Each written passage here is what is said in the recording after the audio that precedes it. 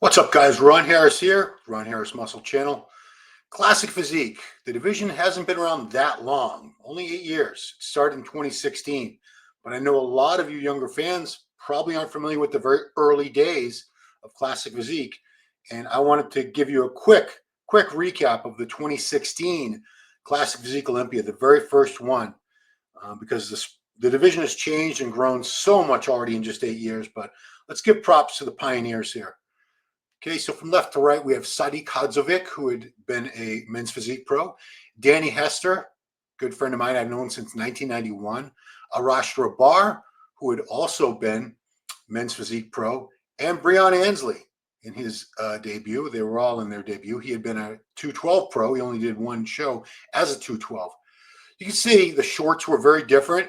They were much bigger. The weight caps have been changed 3 times since then. So each of these guys at their height, if they were competing today, they would be allowed to be about 10 or 12 pounds heavier on average. Side chest shot there. The poses haven't changed. The shorts have definitely become smaller, almost like bodybuilding trunks, as we know. But this is how it looked. And Danny Hester there, second from the left, was the first Classic Physique Olympia champion. At 47 years old, guys. He was 47 years old when he did that. I don't think many people realize that because he doesn't look that old. Danny has a very youthful face, but like I said, he had been around competing since first show I saw him at was 1991. I don't know if he'd already been competing for a couple of years before that. At that point, he would have been 21, 22 later in the year because we're the same age. He was born February 1969. I was born September. Here we go with a couple more shots from that initial Olympia, Classic Physique Olympia. See, the development was pretty similar. Because of the weight caps, these guys do carry more muscle now. Breon, who's still competing today, much bigger now, especially in the back. Breon has probably put on a good 10, 12 pounds of muscle at least from what we're looking at here. But the poses haven't changed. They do the same poses. The shorts were initially covering a lot more, covering the entire glutes. So they didn't have to have striated glutes. And in fact, if they did have striated glutes, we didn't know. We certainly couldn't see it on stage, whereas now things have changed drastically. But these were the pioneers, guys. Sadiq, Danny, Arash, and Breon. Breon, of course, would go on to win it the next year and the year after that. So this was the first 3 years of the Classic Physique Olympia. We had shorter guys winning. Danny 5'6", about 175. Breon 5'6", probably about 175 or 170. I think at the weight cap back then was only about 170. But let's take a look at Danny. Danny had been a wrestler and a martial artist. Like I said, competed for many years. Didn't turn pro till he was 44 years old. So it took him a long time to turn pro.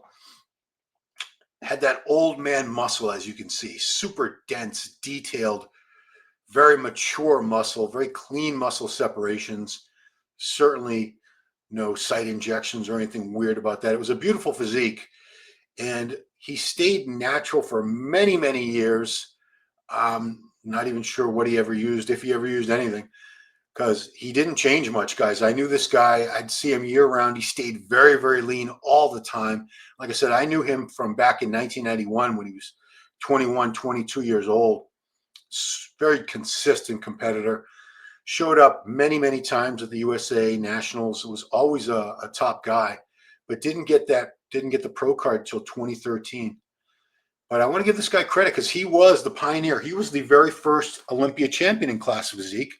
So he paved the way for these other guys like Chris Bumstead and Urs and who's the second place guy, Mike, Ramondino. You know, these guys owe a little bit of debt of gratitude to the early pioneers of the division, Classic Physique. Danny was phenomenal. But we'll turn our attention now just to show you how much the sport has changed in such a brief time. After Danny, look at that, just very clean look to him. He was a very athletic guy. He was doing boxing, MMA, Olympic wrestling. Just a very athletic, in shape guy. It still is at 50, See, he's 55. He'll be turning 56 in a couple months. So this is how much the division's changed. This is just 8 years later, and this is the top three from the most recent Classic Physique Olympia. We had Mike Sommerfeld, the runner-up. Chris Bumstead, the six-time champ here, winning his sixth title and retiring after that. And Urs Kalczynski, the Miracle Bear. So the shorts are very, very different now. The ones in the past, when the division began, were like bike shorts. Now these are very, very close. You see, they pulled them up. You can see the entire glutes. So if your glutes are shredded, as these guys are, you can tell right away. The only difference between these and open bodybuilding trunks are the sides are just a little wider. I don't know what the regulations are, but that's one major change is the trunks. And of course, the mass has changed because we have higher weight caps now for these guys.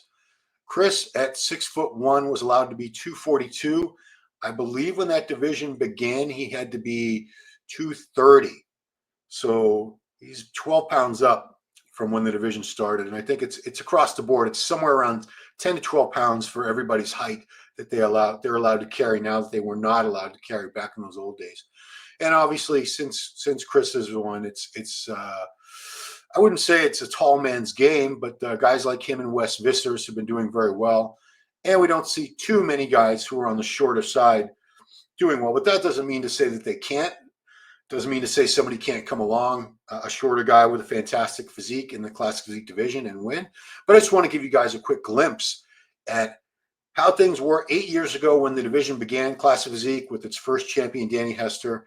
And now we have Chris Bumstead, who has left the division and wide open for 2026. Drop a comment below what you think about the changes. Who do you think is going to be the next Classic Physique Olympia champion? Because we've got a couple very, very strong contenders, obviously. And you never know. It could be somebody we're not even thinking about right now. You never know in this sport. So that's it. Thank you guys so much for watching. Appreciate it very much.